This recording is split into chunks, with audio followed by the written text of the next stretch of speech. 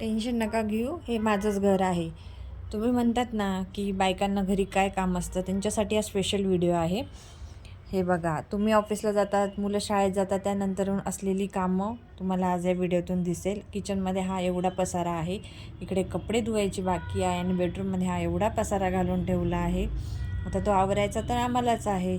जेवढं व्हिडिओमध्ये जे फास्ट फास्ट काम होताना दिसतंय तेवढं तर रिअलमध्ये होत नाही.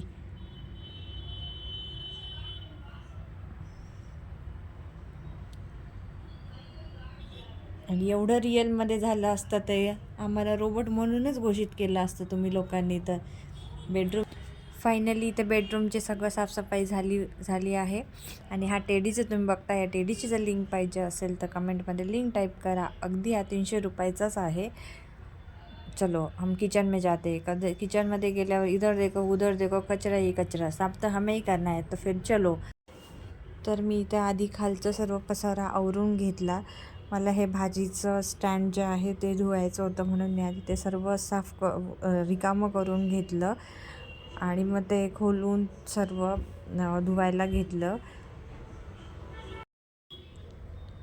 आता तुम्हाला व्हिडिओत दिसती एवढी भांडी, पण एवढी भांडी नाही, रिअलमध्ये ती खूप सारी भांडी होती. असंच काहीतरी आपल्यासोबतही रोज घडत असतं. माणसांना वाटतं या रोज आरामच करतं, पण आराम करण्यापेक्षाही त्यांच्याकडे खूप सारे कामं असतात जे माणसांना कधीच कळत नाही. तर इथे गॅस ओटा, किचन वगैरे सगळं साफ केली आणि भांडी उन्हात बाहेर वाळत घातली होती. आणि फायनली किचन हॉल जे सर्व आहे ते असं आवरलं गेलं होतं. आता राहिली होती ती फरची, तर म्हटलं तर म्हटलं चला झटपट फरची पुसून घेऊया पटापट. फरची पुसणं म्हणजे पहिले तर खूप अवघड होतं, आता तर खूप इझी झालं आहे. पहिले हाताने सर्व पुसायला लागायचं, आता पोचा असल्यामुळे थोडं काम इझी होऊन जातं. पटपट पुसल्या पण जाते आणि क्लीन पण होऊन जातं लवकरच.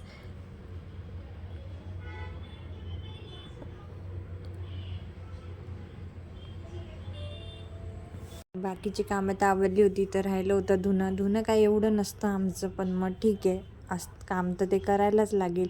मग धुणं धुवून हे ते वाळू घातलं आणि एवढं वाळू घालता करताच वाजले होते 12:30. पोटात पण खूप भूक लागली होती, पण म्हटलं चला आता मॅडमला घेऊन येऊया आधी, मग मॅडमसोबतच जेवण करूया.